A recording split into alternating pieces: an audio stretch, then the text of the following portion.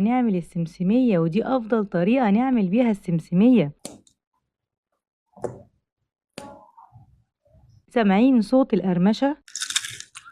هنجيب صينية وأرش فيها نقطتين مية وأحط عليها كيس تلاجة أدهنه بالزيت، وعندي السمسم أحطه في الفرن حوالي 10 دقايق عشان يسخن. في طاسة هنزل بكوباية سكر وعليها نص كوباية مية وتلت كوباية عسل جلوكوز، وبعد كده هحطهم على النار، وأول ما يغلوا أنزل بربع معلقة صغيرة من ملح الليمون وأقلب كويس، وبعد كده أنزل بربع معلقة صغيرة من الفانيليا، ولما يبدأ العسل يلون بالشكل ده هبدأ أضيف ربع معلقة صغيرة من البيكربوناتو وأقلب كويس جدا وأطفي على طول.